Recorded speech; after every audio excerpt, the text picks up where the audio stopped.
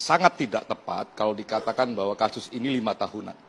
Setiap Kamis ada di depan istana, ibu-ibu korban selalu ngomong ini harus diungkap. Satu.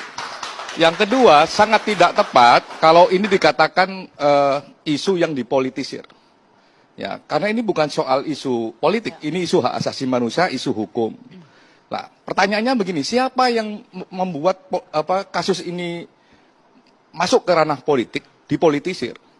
Ya, kita lihat rekam jejak digitalnya, ya, dialognya almarhum Cak Munir soal kasus ini clear mengatakan bahwa ya ini ada soal impunitas, macet karena kekuasaan. Kenapa kok macet karena kekuasaan? Karena kasus ini dibawa ke ruang politik oleh mereka yang diduga pelaku.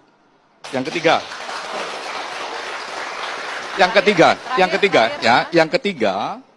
ini yang sangat penting. Kalau apakah nggak ada bukti?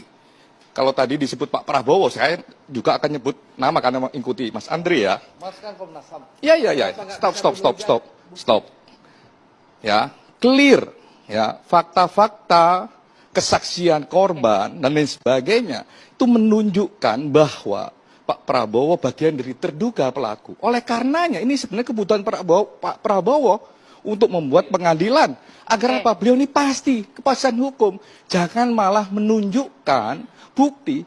Kan Pak Prabowo menunjukkan bukti kemarin. Ini teman-teman yang katanya diduga diculik itu kan bukti adanya peristiwa penculikan.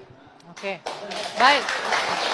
Loh, itu kalau dalam konteks hukum itu namanya pengakuan secara diam-diam. Oke, baik. Tinggal Terima kasih. apa? Ya tinggal komitmen kita. Mas Khairul Anam kan anggota Komnas HAM dulu. Bentar. Kenapa tidak mampu memenuhi berkas supaya pengadilan HAM ad hoc-nya nggak jalan? Ini penting pertanyaan. Baik, Sebentar. ini akan Ini saya panjang, jawab tapi pertanyaan ini waktunya penting. sudah habis. Bentar.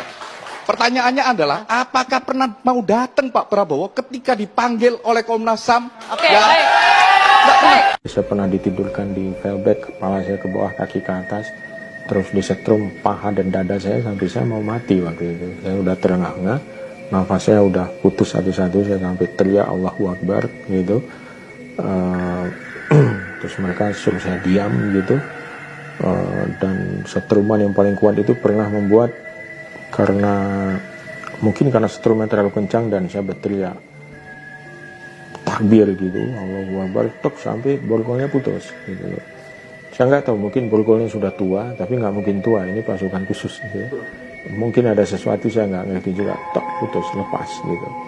Dan mereka lalu menyetop itu sebentar, memeriksa badan saya semua, dikira saya punya jimat. Membuka baju saya dan celana saya, tinggal celana dalam aja gitu. Ternyata nggak ada ini, terus berhenti untuk sesaat, mereka tidak menyiksa saya gitu. Nah, tapi siksaan itu menurut saya yang paling berat, karena nafas saya sudah terengah-engah dan saya sudah merasa seperti gelap dan melihat cahaya biru atau gimana gitu ya. Saya langsung diinterogasi di situ. Semua kekerasan itu terjadi lah di situ. Ya, setrum, pukul dan lain-lain. Ya ada teman saya malah tidur di balok es. Saya tidak mengalami hal itu, tapi setruman cukup membuat saya setengah mati pada waktu itu. 3 hari itu ya seperti teror aja buat kita semua ya. Ya nggak bisa tidur, kehilangan orientasi waktu, penyiksaan berjalan jam demi jam, terus interogasi.